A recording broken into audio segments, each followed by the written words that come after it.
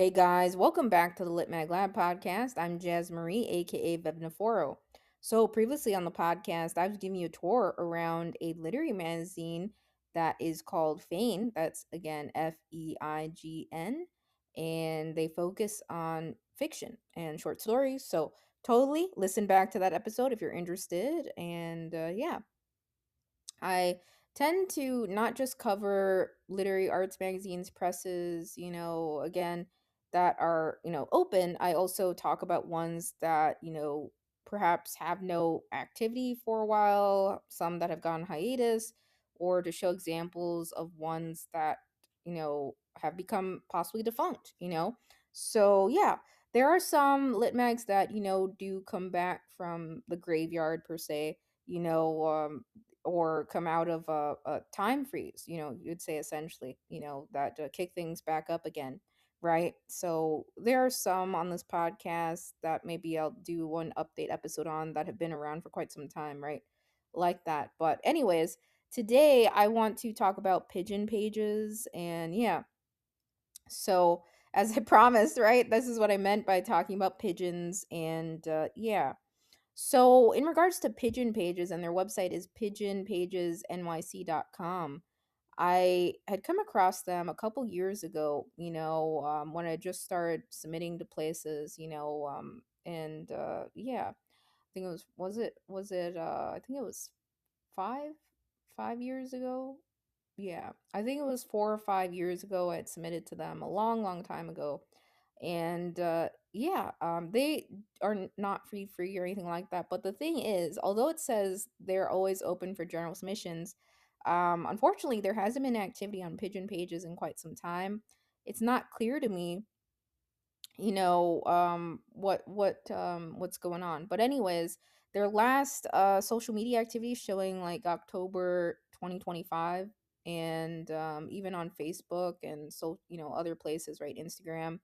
So yeah, they have quite a significant following, I'd say, on social media across the board. Facebook showing 1,000 followers, about 1,100 followers, and I think on Instagram they have, yeah, 5,124. So haven't seen any updates that I'm aware of. When you go out to their link tree, right, their contest, right, and stuff, that's closed out already from last year, I believe, right? And you know a lot of these buttons, if we go to general submissions, or just, it's going to, take you to their website again, but there's nothing really in terms of updates here. And yeah, their contest link is, no longer, is showing no longer existent, because, right, even I think submittable, when you go to check that out, right, if we go to submit section here, submission guidelines, I'll read the guidelines off, and usual things about it. But um if we go to their submittable page, right, and yeah, it says, oops, the page you're looking for doesn't exist. Just a reminder again, wherever you may be listening, you can, see my screen on YouTube, Spotify, and Apple, and Substack, and a couple other places. I've plugged this into, whichever you prefer.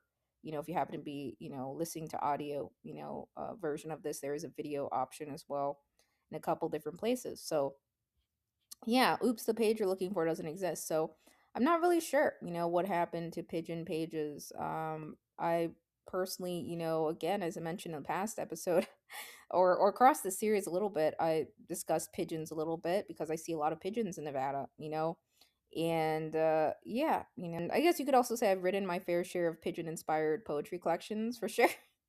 You're like, what's pigeon poetry? It's totally a thing, guys. But just because a lit mag or journal has like pigeon in its name, or some animal or creature, right, that doesn't necessarily mean they're looking for poetry about that bird or species, or, yeah. Again, not to say they would reject a poem about pigeons, but I'm just saying, that's not what they focus on. They don't focus on just pigeons or birds. It's again, Pigeon Pages, right, a literary nest. You can see on my screen right on their website, although there's no activity from them or anything like that, I'm still going to take the time to just share, about them. I like covering different structures of lit magazine journals that have existed, across time, right? So we're going to do the usual breakdown, right, and just talk about the details and, their history. So yeah, again, they have, it looks like fiction, poetry, nonfiction, and other things here that I'll talk about again and circle back to. But yeah, let's head over to the chill subs page. Again, they are not open right now, so I'm gonna exit out of that. But I think it'd be a good idea, whenever a lit mag or journal is inactive for quite some time, just to update the banner, of something about the status. But sometimes things come up, and you have to prioritize things. So I don't know about the status, but regardless of that, let's just learn more about Pigeon Pages. So again, if we go on chill subs, right, because of the inactivity, right, it says this magazine may be defunct, may there, right? So they have this thing on chill subs when a magazine, maybe comes back, right? Others could click there is activity on this magazine, it's back, but for right now there's nothing that I've seen, since October 2025 to my knowledge. Yeah, but yeah. So let's scroll down here to the about section. So Pigeon Pages states here they promote creativity as an act of joy and social justice, not ego. They prioritize inclusion, intersectionality, and community. They love to uplift writers throughout their literary careers. They believe art is vital in all mediums and showcase this by pairing their published pieces with the creations of modern working artists. They are proud their team is exclusively made up of folks identifying as woman, non-binary, and or LGBTQIA. They are independent and so are beholden to no one. Their literary world is no place for preening. Also, they love upon. Welcome to the nest. So yeah, and they're based out of the United States, right? Of course, we have Pigeon Pages NYC, right, in their .com as their URL. They're founded in 2019, right? Yeah. So if we scroll back up here, again, they're not open, they're inactive right now, but that doesn't mean we can't cover it still and talk about their structure and how it was set up, right? So it looks like, the type is showing again creative, vibe is showing living their best life in the sweet spot. And the cool thing about Pigeon Pages, right? They paid, when they're active, right? At this moment, they're not $25 per piece, and the fee was $5. Now, I can't remember exactly. I think they had a fast track option at Pigeon Pages when I submitted to them several years ago. And yeah, of course I got declines, but you know, the important thing is to try. And it was interesting. I just when I started submitting places a couple years ago, quite a few years ago, right? I was just submitting all kinds of places, and I was doing a lot of places that had fees, because I wasn't really that much informed about the literary arts world back then when I first started, And I think it was like, did I say 2021 or something? Anyways, I listed those dates in my guidebook, but yeah, so it's yeah, $5 isn't too bad if if a lit mag or journal needs to have a fee of some kind, that's not too bad at all. I would say, $3 to $5 is pretty reasonable. Anything that's like, super high, beyond that, I think it's a bit, and that can still add up quickly. If like every lit mag or journal you're submitting to, has $5 fees, right? Then but again, there are tons. There are a lot of lit mags and journals out there that don't have fees and have fee-free windows, or have opportunities. Like I know some lit mags or journals, maybe we'll cover them on this podcast, have the first week or so, or until they hit a cap rate, things are free, right? And yeah. So, anyways, yeah, they've been around for, right, I think six years, yeah. Well, 6 years of activity, because I think in October 2025 they dropped off. So, 7-ish years. Their website's still up and it's the seventh year, but they're inactive right now. Response time, the average has shown, community chill subs tracker stats 105 days, and editor reported is 90 days, right? So, yeah. No print issues, right? So they were just online, and they didn't accept previously published work, and nominates for prizes, yes. So yeah, they've had positive reviews, it looks like, recommendations, in the past. Again, I don't have a better plan of chill subs right now, so I'm not gonna have any viewing of these things. Industry rankings, I mentioned this on the podcast. I used to cover these, right, and awards one and things like that.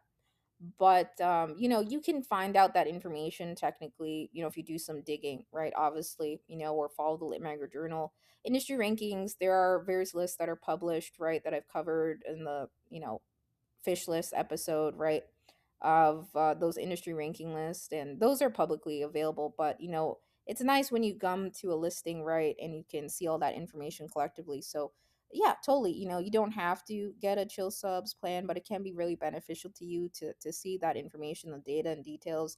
They have a lot of other cool stuff that chill subs has to offer, under their different tiered plans. Some things have changed with plans over time, and costs with what I've covered, the past year or two, right? Of course, so it's not going to be current to what I last covered in some of the chill subs episodes, but nevertheless, yeah, I'd still recommend. It can be really really great.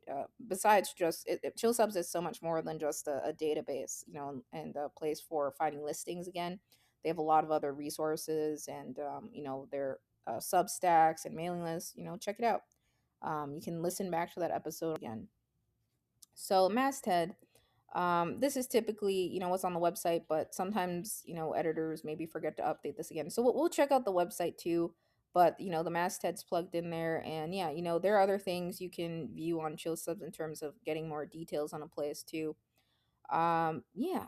So they were bookmarked 414 times as of June 2026.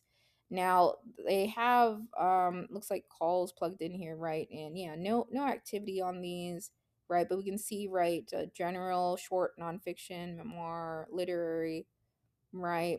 Pigeon Pages contest that they ran, right? And yeah, so we'll take a look at this further, their calls and details on their website. But yeah, you can see I'm just scrolling through so you guys can see. Yeah. So if we go to the stats page, I don't always go to the stats page, but you can see here there's accepted 2, rejected 87, pending 28, withdrawn 16, didn't respond to. So 137 submissions were tracked through Chill Subs. So again, the acceptance rate is showing 2.95%. And yeah, average response time again is there 105 days. 12-month average acceptance rate. Oh, they have submission grinder statistics plugged in here, into Chill Subs now. Or I didn't see that on some of the listings, but it's 50% showing their 12-month average response time 90 days. Yeah. So, yeah, that's cool. And then there are examples of published pieces in here, from the website, as long as the website's active, right? Those are accessible. And yeah, so the website is live and up, but it's just like their submission call activity has been stagnant or unknown for quite some time, it looks like. Yeah, anyways, yeah, so again, that's what it looks like on Chill Subs when it shows the magazine may be defunct. And so let's head over to Duotrope. So this is what it looks like on Duotrope. What I was talking about, in terms of activity, I think in episode, and talking about listings in episode 124. So yeah, you can see this is what Duotrope does. When what they call is a project or publication, right? You can see this project does not qualify for listing with Duotrope anymore, right? It doesn't say anymore, but at this time, right? But that's because of the right inactivity, right? And the reasons there, right? The submission guidelines link to a missing submissions manager page, right? So that means, no one can, access submittable, right? Because it says, oops, the page may not exist, right? So I'm not really sure, what's happening with Pigeon Pages, but you know you can see they had various contests over time, right? The Art of Prose contest, Pigeon Pages essay contest, Pigeon Pages fiction contest, Pigeon Pages flash contest, Pigeon Pages fledgling prose contest, and the Pigeon Pages poetry contest. So yeah, um yeah, again, but it shows it's not available, right, when you go into these, right? And yeah, so they also keep track of permanently closed projects, right, on Duotrope. So I'm just going through them so I can take a look at it. So yeah, that's what it looks like. DNQ, right, was what they mark on Duotrope, right? The Duotrope team does that, right? Um, so they had some past contests, different ones in the past, right? Pretty cool ones. Looks like where the individual artist create original work in response to a winning like prose piece. Right? That's pretty cool. Yeah. Then yeah, so they had one time contests quite a bit at Pigeon Pages. So yeah, again, others they also have like on Duotrove a place where others can contact them about, a project or publication coming back, or being active again or accessible. And right now, right, it looks like again you can't submit to Pigeon Pages. It's not accessible, right? Their submission page, if they're submittable. Yeah, so, anyways, I'm still going to read their guidelines and their setup because it may help someone, when they're thinking about making their own maybe online lit mag or journal, right? And yeah, or launching one. So, Pigeon Pages submission guidelines. Let's take a look here. So, I'm going to quote this off their site. And yeah, in widening their literary nest to include an online publication, they hope to uplift voices who aren't always encouraged to sing loudly. They want to be carried away on the wings of your work, whether it's fiction, creative nonfiction, or poetry. Rather than having you send your work through an antiquified method like carrier pigeon, they have moved to submittable, right? So yeah, they've been on submittable for quite some time. The first time I came into contact with Pigeon Pages, they were on submittable. But again, on this podcast, I've covered as many submission management systems as possible. Not all of the ones that exist, but a majority of them, that the main ones at least, that a lot of lit magazine journals and presses use beyond just email, right? So if you're curious what else exists beyond submittable, dig through the podcast episodes. You're bound to find them. I have a couple playlists on YouTube as well. So yeah, they emphasize, right, that the site allows them to keep better track of your pieces, so they're not hunting, for breadcrumbs and emails, right? And it also allows you, the submitter, right, to follow the flight pattern of your submission from received to in process and hopefully accepted, and hopefully to accepted. So yeah, I like the wording they have there, how it's all like themed around, carrier pigeons and pigeons, right? I think that's neat, and yeah. So here are the do's and don'ts. They have a do's and don't list here on Pigeon Pages, to help you rise in the pecking order of the general submissions. So it says, do submit one pro submission that is 4,000 words or less. Don't email them your piece. They review submissions only through, right, submittable, right, back when it was active, right? So I don't know if they're in the midst of changing things or on a break or if they're coming back again. So still going to go through this for you guys. Yeah. So it says, do let us know if the piece you submitted to them has been accepted for publication elsewhere. Don't send them work that has been previously published anywhere, blogs included. And it says, do wait to hear from them about a piece before submitting to them again. Don't forget your page numbers and word count, and send them work riddled with typos and grammatical errors. And yeah, it says, do send them work you're excited about. So, yeah, typos, a few typos here and there aren't a deal breaker, typically for some lit magazine journals. Absolutely. I've had places take work, right, that had a typo, one typo or two typos, very minor, and just, if it gets an acceptance, the editor can work with you to adjust that typo, or maybe the editor doesn't realize it's a typo, sometimes that happens too. But yeah, anyways, obviously typos, grammatical errors, they're like, road bumps for reading, right, poetry or any writing you're submitting to places. So always a good idea to read over your work, more than once at least, before submitting, and just make sure that it's yeah, it doesn't have road bumps in it. But not the end of the world typically, but it is a good idea to make it as much as possible free of typos and grammatical errors, if you're a submitter listening to this anyways. So yeah, Pigeon Pages, yes, they did have a fast read option. So yeah, I did try that back then when a couple years ago with Pigeon Pages, and they did honor that, when I had done that. And yeah, so if a writer chooses to submit their work via their fast read option, they can expect a response, a 2-week response time. And yeah, it says please submit only one fast read submission at a time. So yeah, even if I own Lit Mag, I have a fast tracked option, that typically is for an additional fee, at most lit mags and presses. I know some people find it that unethical, but it's some places, again, as I shared, right, have, a 2-week option, a 72-hour option. Some even do a 24-hour option, fast track, or, skip the line essentially. And it's really up to you if you want to do that. I would say if you're going to do that, make sure you honor that. Anytime I've ever missed that, if anyone or have gone beyond the expected time, I gave a refund because I didn't feel right, having others choose that and me not honoring that, right? So, sometimes life events come up, or, things happen, so, you know, um, yeah, if you're gonna do like fast track options, it doesn't say on Pigeon Pages, what happens like if they don't, do it within, the 2 weeks and stuff. So always a good idea to specify, if fees, or, what the fee is, or if they're non-refundable. Obviously others can see those additional fees and submittable and things like that, right? But I can't remember what it was, with them. I don't know if it was, I think it was a couple of dollars additionally or something, but I don't remember off the top of my head what that fast track option was at Pigeon Pages at this moment, like the cost of it. Anyways, so obviously they're not, although it says they're currently accepting poetry submissions, they're not, there's no status or anything about that. So it says, please submit up to 3 poems that are cumulatively no more than 5 pages.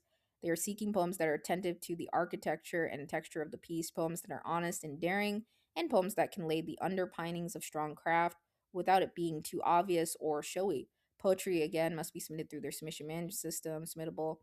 And yeah, they do not take lightly the trust and support a writer shows by sending them their work. In return, they want to take the time to fully consider each piece. They appreciate your patience to allow them to do that. Although, if you haven't heard a peep from them in 12 weeks, please feel free to get in touch, right? Their general submissions are open birds of all feathers, international and local alike. So, yeah. So they accepted, submissions all over the world, and yeah, again, submittable.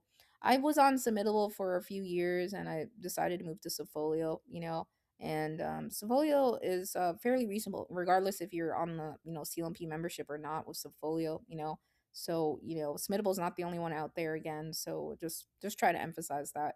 I'm not saying submittable is bad or anything like that. I'm saying, every submission man system has, again, like I did a pros cons list, so you have to see what are the things you're really looking for again and what you're comfortable with, and if you just want to start off using email, that's fine, but it's typically nice to have everything, over the years collectively in one space, where you're managing and reviewing and screening submissions, right?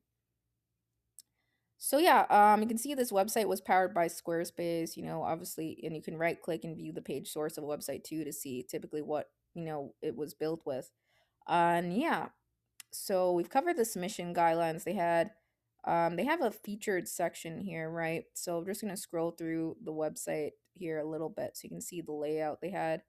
Looks like they, yeah, have the piece titled there, right? And yeah, the author names, right, in the featured section. And yeah, so that's cool. Let's click into one of these here. So yeah, so they have a tiled layout, right? Squares here, right? And I always thought it was nice how they did, the underlying art here beneath the title and the, piece, right, that was published. So yeah, it's very organized for sure, very clean layout. And yeah, so we can click on one of these and just to see, what it looks like. So again, they have the artwork here, yeah, and the details of that, right? And yeah, so this is an after poem. They have the author bio here, right? And the artist bio as well, right? So I'm not really sure how they went about, the artwork plugin, on Pigeon Pages, like what that really entailed, but you can see, they have different, it looks like museum pieces that they pair, right, with the publication here. And yeah, I could do an episode on, visual art and stuff. I know I typed out an article, but more so I covered that in my guidebook. I don't know if I have a chance to cover visual art in full, but I mentioned it in an article and a guidebook as well, on how to go about incorporating, right, visual art into your publication and the different ways to do that. So I outline a list of ways, you can do that, so that's cool, right? And let's go back to submit and submission guidelines. We cover that to our contest. We're gonna check out the contest. So yeah, again, as you saw when I was on the Duotrope pages, right? They had annual contests. It looks like they had, back when they were active, at this time they're not, but 4 contests each year at the Nest, right? with each winner receiving $250 in publication and up to two honorable mentions receiving $50 in publication. And they had guest judges, right? And very cool, you know. They had Chen Chen as a judge as well. Yeah. So, yeah, you know, it can be a lot of fun, you know, having contest judges involved. And, there are some notable names, right? You know, and yeah, you know, a lot of writers, authors in the community, right? They're, you know, are pretty much, you know, from what I can tell, open to, you know, serving as a guest judge or, you know, partaking in that, you know.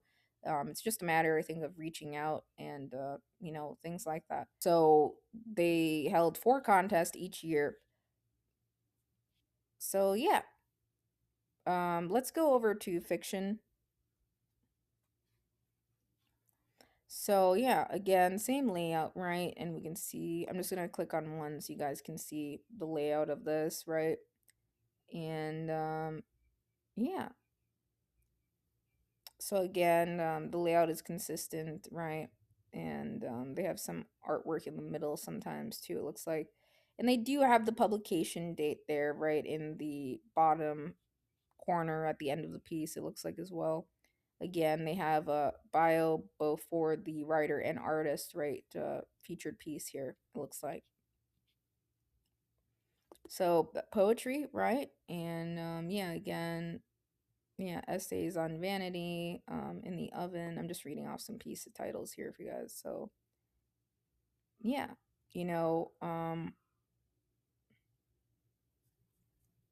yeah, so I'm just clicking into some pieces so, you know, you can see the layout and formatting. Yeah, again, the date is always there in the bottom right hand corner at the end of the piece. And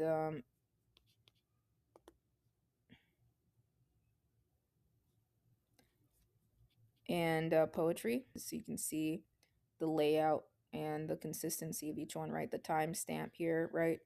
The bio of the writer and then the artist, painter, right? It looks like in this case. So I think that's really nice, the visual aspect of Pigeon Pages and the museum, you know, artwork and paintings, right? And the, here, right? So I don't know how they went about their. So again, I don't know how they went about this. So again, I don't know how they went. So again, I don't know how they went about the selections for these at all. You know, the museum artwork and things like that. But again, there are different ways you can, you know, incorporate visual art into your publication. Always important to credit, you know, the artist or to get permission from an artist, right, to display their work or feature it, right, of course. But there are various websites, which I cover in my guidebook, right, where you can find, you know, Creative Commons and, images or visual art, right, where you can totally, leverage that, right? Commonly, right, I think a lot of lit mags and journals I've seen, right, Unsplash, you guys are familiar with that, and various, you know, photo libraries and stuff. But I think it's always a good idea to plug in the credit and name of the artist, right, visual artist, or, you know, of course. So that's what they do, you know. But I'm just not sure, the, whole process they went through for their the art pieces here, displayed in this format, you know. But they have the bio and the credit there, you know. It looks like, with funds from the print committee, right? And yeah. Um, so yeah, anyways, that's really cool, you know. And I don't know if all of these are. And yeah, so they have writers from around the world, you know, featured. And yeah, so that is nonfiction, right?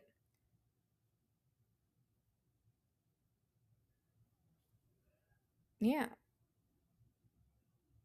Yeah, so they always put, you know, the image courtesy. And so yeah, they have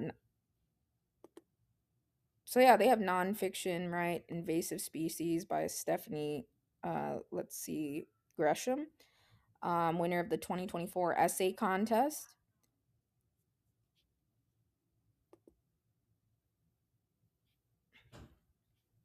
And we're gonna click on nonfiction. So Invasive Species by Stephanie Gresham. And yeah, it looks like, again, right, they put the dimensions of the piece, little details about it, image courtesy, right, and the photo credit, right, for sure. So yeah, that's cool. And then they have this noted here, right? The winner of the 2024 essay contest. So yeah, anytimes I don't do this with my limit currently. I just have lists, of like winners of anything or nominations and things like that. But it's typically a good idea to, note beneath the piece, if it's a winner of a contest or was nominated, right? Or to keep track of that somewhere. I keep track of those in, a collective list, but you totally can put it beneath the piece or come back and update the piece and say this piece won this contest or was nominated.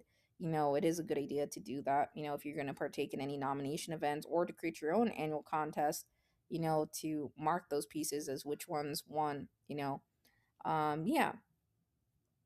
So yeah, it looks like they have a little pigeon, the pigeon logo with the books, right, as the separator, right, and yeah, or the brake separator, and or the brake separator here, right? And yeah, and then sometimes they have more images, right, and in between here.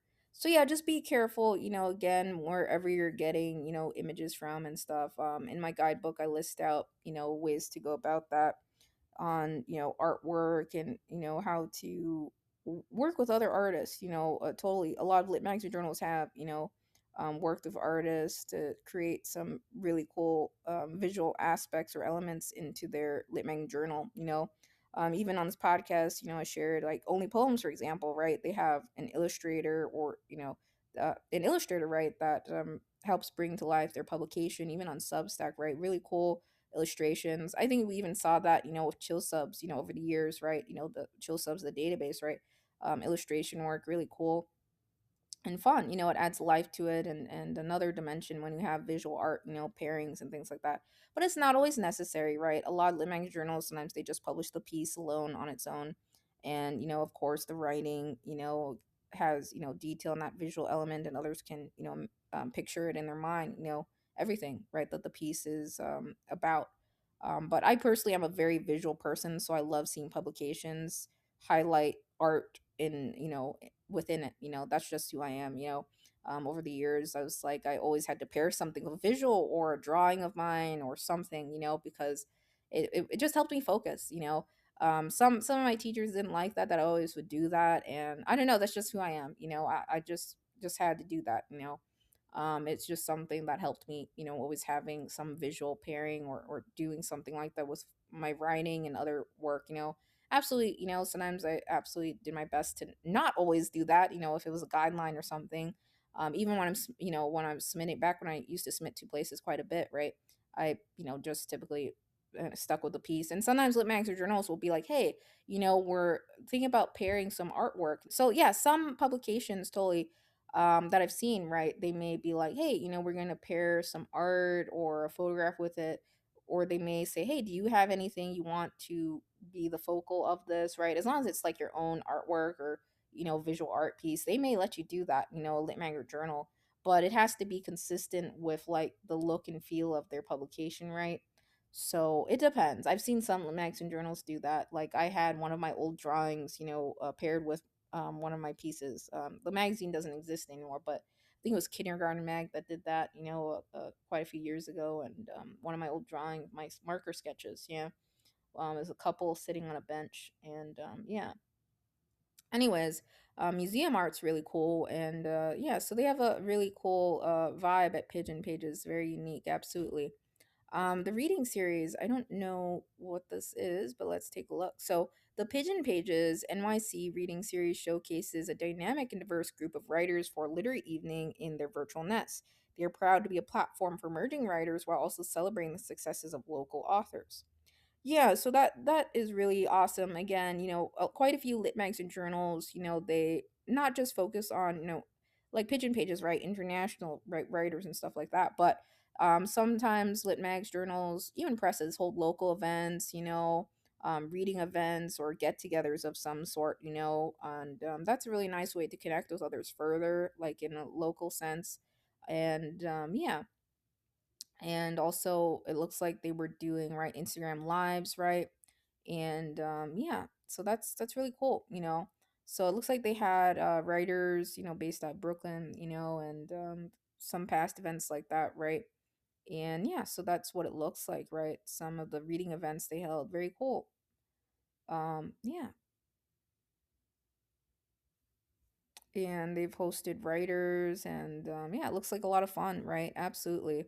I'm just scrolling through so you guys can see. So yeah, if you start a Litmer journal and you grow it out, you could totally hold reading events either locally in person and allow others to watch it, maybe on Instagram or wherever you're holding it, or record it and share it with others, and yeah, I do have family in New York. It's been quite a while since I've been in New York, but Brooklyn, New York. I think the last time I was there was 7 years old, so it's been a very, very long time. And it looks like they've done interviews as well. Again, as I shared right in the past episode with Fane, right? Yeah, interviews are a great thing to do, with writers, authors, and it doesn't necessarily have to be, always writers and authors who are contributors, right, necessarily to the publication, but could be. I've seen some lit magazine journals interview some notable authors or to have them, share their journey as a writer and things of that nature. But I think it's fun to absolutely do interviews around contributors and those who had work accepted to learn more about them and to share that maybe through a mailing list or on your Lit Journal's website or wherever you want to. Quite a few Lit Magazine journals nowadays share those on Beehive or Substack. So it's really up to you, even Ghost. So or just a website like this. So let's click into one of these. Let's click on, Carly Hoffman. Let's just see what it looks like, the format of the interview, right? So yeah, it looks like they interviewed about a poetry collection here, right, with Carly Hoffman. One more world like this world, and yeah. So I don't know what date this interview was. I don't think the interviews have timestamps that I can see. So that's one thing. I don't know when this interview took place, unless I skipped over the year somewhere. Anyways, regardless of that, that's really cool. I think it was 2025. It could have been 2025. Um, so yeah, because it says it came out a little over a month ago, and I saw 2025. I think on the book release. I could be wrong, but yeah. Anyways, that's awesome that they do interviews with various authors. That's a lot of fun, for sure. And yeah, so I think that's really cool. Yeah. So I'm just scrolling through some so you guys can see. So yeah, they even ask about a favorite bird story or feathered friend, yeah. And yeah, so yeah, birds are awesome, guys. I shared that. Even like with Dippity, when I started, right, we have hummingbird blink. So that's because again, I see a lot of hummingbirds and pigeons and pigeons. I wasn't going to name my literary magazine after pigeons, though, despite the amount of times I've mentioned pigeons, with my short stories and pigeon inspired poetry collections. So again, I did a lot of those rights, after some events, but more so just to take my mind off some stuff. But nevertheless, it's fun, incorporating birds and pigeons or, things like that into your work. If you want to, you don't have to. Again, just because a place has pigeon in the name doesn't mean they're focusing on nothing but birds and, pigeons or anything like that. But still, it's fun to challenge yourself to write about things you haven't before or to be inspired by things in nature, little critters and things and species of birds. Totally. Yeah, so I like the format they have, again, what we saw with like Fame Lit Mag, right, in the past episode, how they had that emphasis of the inspiration behind the decks of cards, right, and that theme around that, right, all of that in the past episode, right, and with Pigeon Pages, we're seeing, right, that whole, their word choices and everything, right, revolve around, right, birds, the nest, right, new poems in the nest, so I like seeing lit magazine journals have cohesive, right, naming, fun naming, and things like that around like that collective theme. Absolutely. At Dippity Lit Mag, I would say I tried to really use like surf lingo and photography lingo. That's just like the vibes of Dippity, I guess, but more so, like cowabunga, I guess. Yeah, absolutely. With my own lit mag for sure. But yeah, so it's really up to you the lingo you want to use, whatever, word choice you use, but make sure it's cohesive, for a lit manga journal. And I think this is a good example of one, a literary nest, right? Pigeon Pages and how they have everything worded, it's a very, very clean. Now, I can't remember if they had a search at some point in time on their site, but I don't see one. I do like, again, magnifying glasses or search, so you can find pieces, rather than dig through the tiles and grids.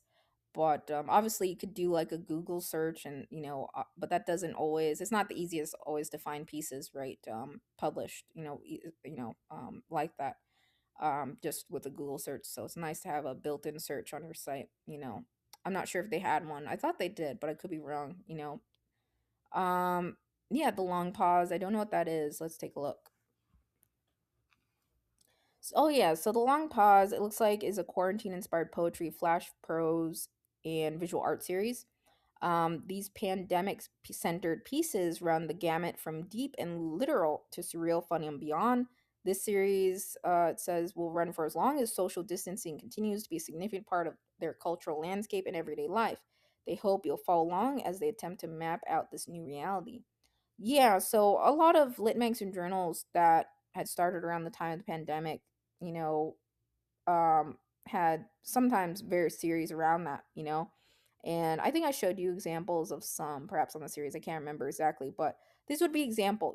Certain events in the world, very, events in the world that impacted everyone, right? Pandemic, right, and the quarantine, right.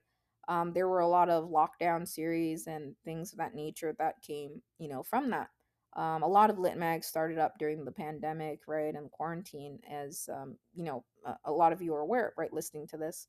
So yeah, and you can see on my screen, right, the long pause and the tally marks here. So I'm gonna click into one of these because I haven't actually looked at this, or maybe I did want it back at that time at some point in time.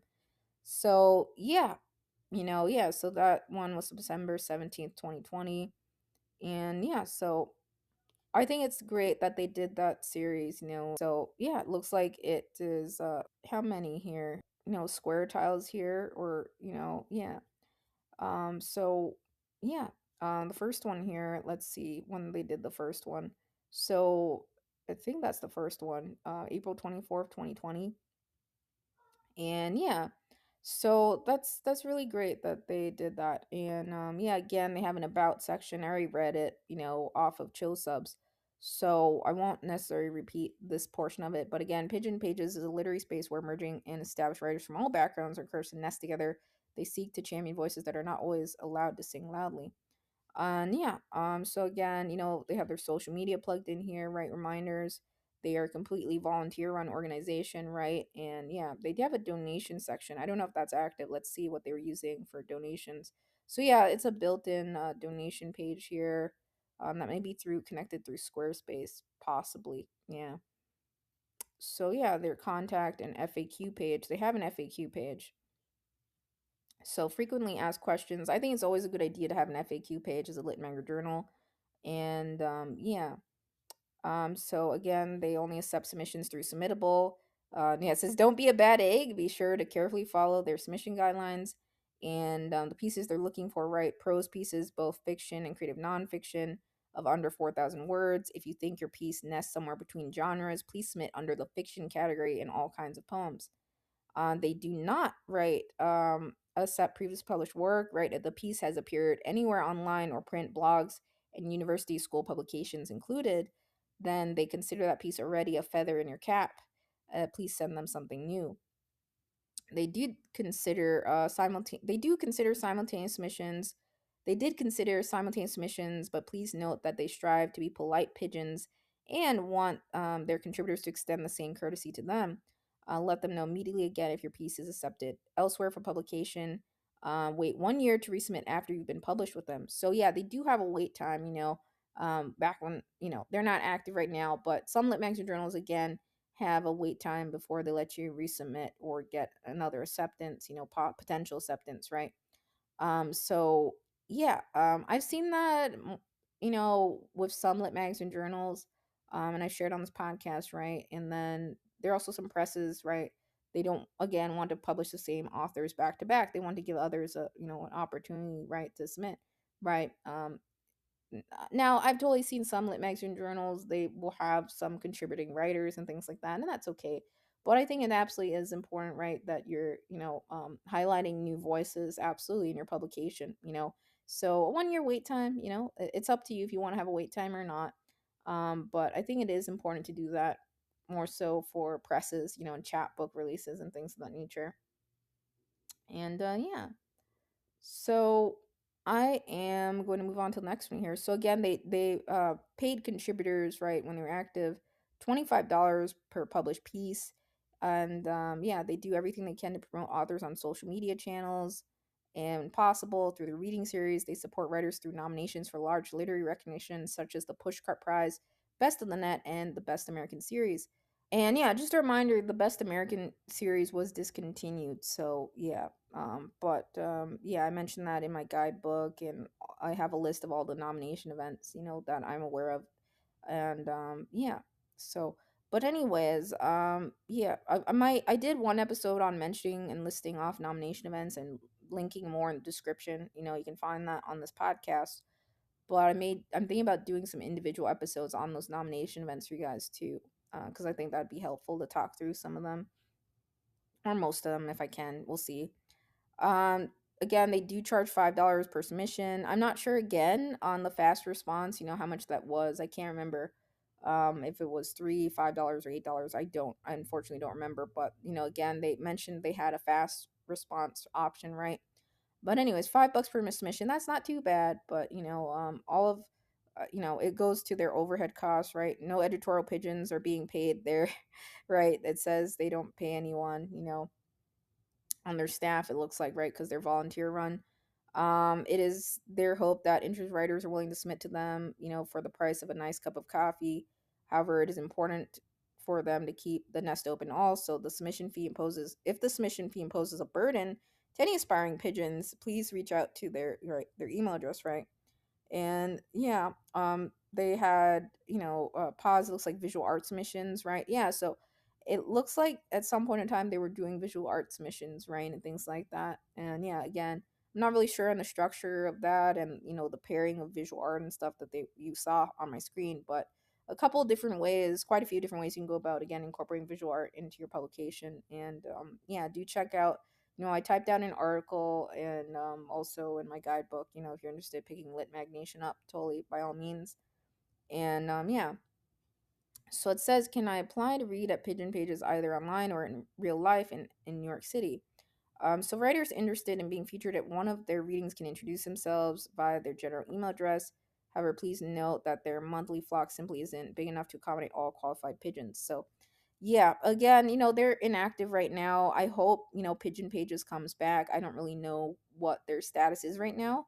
So yeah, again, that's why, Show Subs has this, right? This magazine may be defunct. So I again really hope they do come back. I think they had a really cool vibe, absolutely. And I love how they refer to, others as pigeons, right? Yeah. Absolutely. I see pigeons daily, where I am, and yeah, and there were some interesting pigeon stories here. I told people quite a bit. It was really sad though what happened here in Nevada. Like some dude was like super gluing mini cowboy hats on pigeons, guys. Here in Nevada, it was on like the news several years ago. I was like, what? And you know what? That it causes stress to pigeons. I think the pigeons, some of them actually passed away because of that, or it was really sad. And like what on earth? Like someone was super gluing mini cowboy hats onto pigeons, right? And it's like geez, like why? Anyways, yeah, so that was one disturbing like pigeon story here in Nevada. I never forgot. Like that was really weird. But yeah, I tend to give movie recs and stuff, anything that a podcast reminds me of. So, I do have like I don't know if you guys are interested in movies I watched over the years, but I have a couple different movie profiles and lists that I make too, and I have links in my bio to everything, But one of my all-time favorite pigeon movies would have to be Valiant, Valiant, from 2005. An animated movie. They were pigeons, carrier pigeons, right? Movies like that, and that was one of them. I never forgot Valiant. I really enjoyed that film, growing up. So, 2005, if you have kids, or they may certainly enjoy that movie, or maybe you're someone who loves pigeons, or birds, then you may absolutely enjoy that film for sure. Um, Stuart Little was another film that had, it wasn't necessarily pigeons, but had Stuart Little too, right? Had a bird in it. That was a memorable film. I never forgot. And the original Stuart Little I really like too. So 2002, right? Stuart Little. And yeah, I'm trying to think of anything else. There is a new pigeon movie I saw. It was like about pigeon racing. I don't know what it was called. I'm trying to remember it for you guys. But I think it was called, I haven't seen it yet, but I think it was Little Wing 2024. Yeah, so it was about the world of pigeon racing or something, a film on that. I don't know. I might watch it just to see what it's about, but I don't know. And if it's for me, maybe for a younger audience, so I might skip it. But yeah, anyways, that's a movie that caught my eye recently on screen. It was like, oh, pigeons, because yeah, my folks were like those pigeons, because they make quite a mess here, Nevada pigeons. But I think pigeons are awesome, still, carrier pigeons. If you read the history of carrier pigeons and all of that, it's very cool, very fascinating, and yeah, for sure. So I have incorporated, we get inspired as writers by our surrounding stuff. So from now and then, time and time, till I've incorporated pigeons into my work, and stuff like that in the past, and just for fun, writes for sure. Yeah. So Pigeon Pages, yeah. It was always a lit mag, an online one. I always remembered. It was always memorable to me, and for sure. So I wanted to take the time just to share it and talk about, their setup and their layout. I hope again they come back at some point in time. It's not really clear what their status is right now. Something else I'll mention, like in their link tree, some lit magazine journals have link trees or link in bio. They have this one on bookshop.org, right? I haven't really seen other lit magazine journals do this, or maybe I just didn't notice it. But they have like this profile page on bookshop.org, right? Pigeon Pages, and you can see they have made lists essentially, right? I think, right, of contributors, their book releases, right, and feathered friends and some fun lists, right? Supportive lists. It looks like what they're reading. That's fun. And yeah, I just never saw that until today. So yeah. So all in all, that basically sums up Pigeon Pages. I was just clicking around for you guys so you can see just some of their just to see an example structure of another online literary magazine. And I think the incorporation of museum art, collage artwork and things of that nature is very cool. So yeah, I love the pairings they did, and absolutely I think it's a really clean structure. And yeah, so in terms of their submission guidelines, if we go back, um you know I think it's yeah, their guidelines are pretty clear, for sure. Again, I don't know, if they're going to come back, if their submittable page and everything's coming back, or if they're, I've seen some lit magazine journals change their structure, too, after coming back from hiatus or a break. I don't know if they're permanently going to close or if they're coming back or anything like that, but my hope is that they do, because I think they had a really cool vibe, at Pigeon Pages for sure. Yeah. So that's pretty much it, I'm just clicking around a little bit more so you guys can see, you know. Yeah.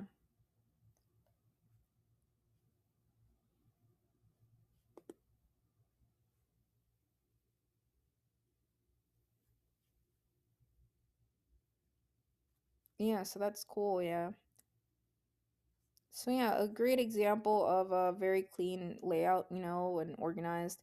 Again, the only thing I'd say I think is a good idea to have a search icon, but can't think of anything else, to my memory or anything like that. In regards to AI policy, yeah, I think it is, again, as I shared in that last podcast episode, right?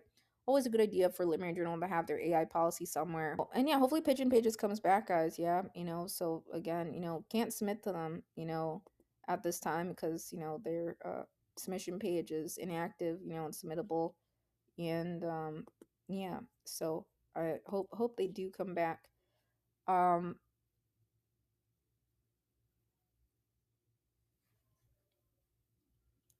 and yeah. So again, the founding editor in chief, right, Allison Wood. That's AILL. Oh, so again, and yeah, the team Pigeon, Team Pigeon. It says here, Allison Wood is the founding editor in chief. Uh, that's ALISSON and Wood, and then they have prose editors. It looks like copy editors, social media editor, right, editorial assistant, and yeah, poetry editors, co-founding editors here listed. Friends of the Nest, and yeah, Allison Wood's award-winning writing has been published in the New York Times, the Paris Review, the Rumpus, Vogue, and Vanity Fair. Allison holds an MFA in fiction from New York University and teaches creative writing at Drew University.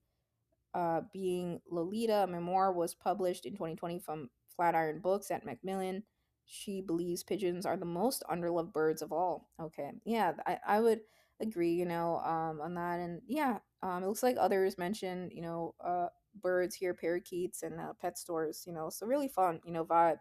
I'm not going to read off all bios, but yeah, that's really cool. Yeah, so I think that's really cool, the layout of Pigeon Pages again and everything, yeah. So I think that's pretty much it. I've covered everything I can think of, all the pages, So yeah, regardless, if a literary journal is inactive or open or not, if their site's still up, it's a great, it's a lot of fun, to just sit through and read through some pieces, now and then on various lit magazine journals and to check them out, So I just wanted to cover it because they've been inactive for a little bit, and I think they have a very nice structure and clean layout. And yeah, and they were paying writers, right, $25 per piece, right, $5 fee. Again, you don't have to submit to places that have submission fees, but if it's within your budget and fairly reasonable, and you see they're doing a good job, absolutely, it's not like you know I know some writers, poets, they're like, I never submit to they'll be like, never submit to places that have fees. But sometimes if a place is really cool, and does a good job, and you see positive reviews and things like that, yeah, a couple bucks, it's not too bad. But there are some lit magazine journals, maybe we'll cover some that have ridiculously high fees, right? Just an example, maybe one or two I'll do in the future. But $5 isn't bad, with Pigeon Pages. And who knows, some lit magazine journals sometimes over time change, their structures and things like that. So I don't know. But yeah, last I saw, right, Pigeon Pages had a post from October 2025. So yeah, we'll see. Let's hope, guys, they come back. Yeah, or we hear some updates on Pigeon Pages one day. So take care, guys, and there are no pigeons knocking on my window today or anything like that, but I will be on the lookout for any pigeons. Definitely. Actually, I did do a digital collage with some pigeons. A little, was it a year ago? Yeah, actually, I did. I have to find that one for you guys to see, but yeah, I did a digital collage with pigeons and a real design with some pigeons, and there were fireworks, and the pigeons were like kissing, and it's like, you're like, what? It's like, where is that? So it's somewhere on one of my channels. I have that, I think. So yeah, and then yeah. Anyways, I was thinking back to that design. So yeah, I just do some fun, some LOL designs sometimes, guys, and edit some photographs and stock photography. Some Creative Commons stuff for fun.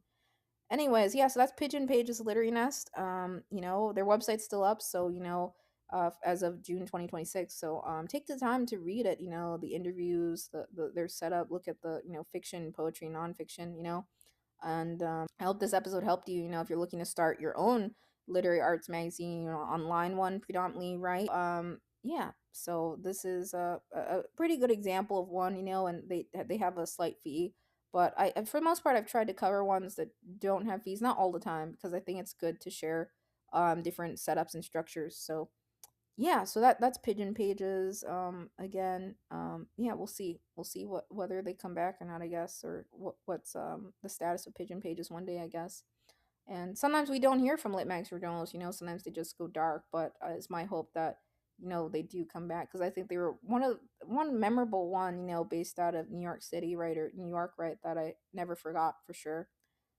And yeah, so covered Pigeon Pages, and I think the next episode I might share another lit mag or journal that sort of has an inactive status, or one that maybe has gone defunct.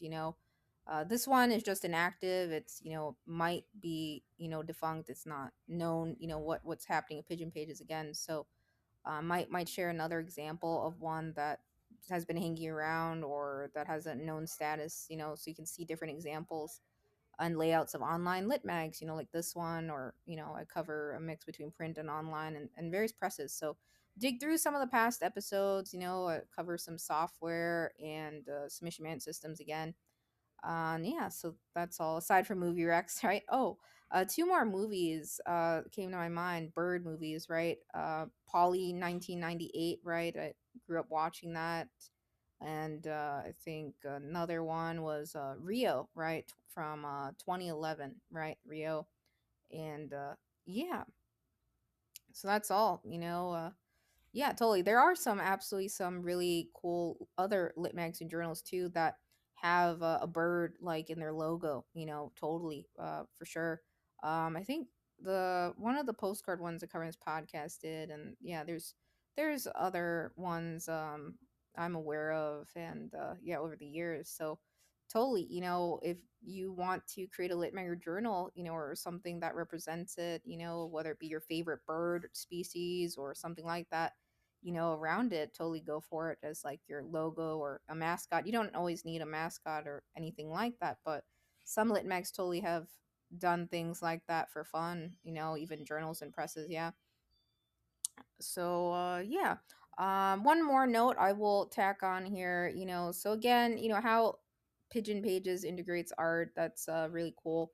You want to be very careful though, and I'm not saying this about Pigeon Pages, I'm saying just in general, there have been like some lit mags, ran by teens, and some that I've come across over the years, where others are just like screen grabbing images and stuff from online, and that's not appropriate, right? You should always be very mindful about the license and the usage terms of wherever you're grabbing artwork from and downloading it, right? Absolutely. And yeah, so just be mindful about that. You don't want to be doing anything like that. I see some writers in the community, they just grab stuff off of Pinterest, and that's not appropriate, right? You got to be very mindful about where you're getting visual art pieces from. Absolutely important to get permission from artists and writers, unless the site where you're getting it from outright has the in the license uses and terms, right, no attribution required and things like that, right? And I mentioned, some places in my guidebook and stuff, right? And Unsplash is pretty commonly used, and I think it is a only right to credit, right, and put the name there of who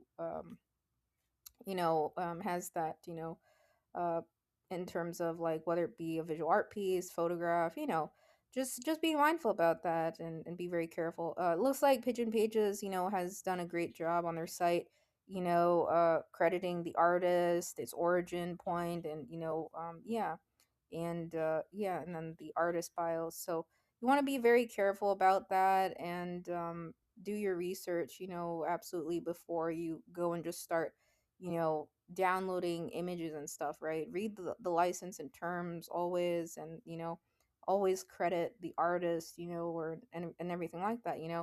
What some lit mags and journals do, totally, they intake submissions of artwork, and then they pair it up with pieces, right? Totally, of writers, so intaking art submissions, original artwork is nice. And it's yeah, traditional artwork, I'm all for that. So it's really cool. Again, the museum pieces we see here and everything, and the paintings and all of that, right? I think that's a pretty cool touch. And I didn't read all the bios of the artists thus far, that many, but yeah, it's nice what Pigeon Pages does, locally, also, in their surrounding area where they're based, right, in New York. right? And supporting authors, writers, and things of that nature, and artists, right? Absolutely very cool. But again, they intake, international submissions, right, too. So, and they're an online, literary magazine, right? Yeah, so they were around for several years, but I don't know if they're gonna again come back here. But hopefully they do. I was trying to end the podcast with a fun like pigeon saying or something, but I can't really think of anything. I'm gonna leave the nest right now, guys. I guess that's that's something I could say, right? Leave the nest. I don't know. Yeah, but yeah. So take care. Have awesome days ahead. I hope this episode helped you. And yeah, so I'll see you guys in the next episode. Just trying to give a couple more examples of lit magazine journals, or as many as possible, aside from like software and some other systems, right? That may help founding editors too, or even submitters. Maybe this episode's helping you understand lit mags a little bit more. And yeah. So bye, yeah.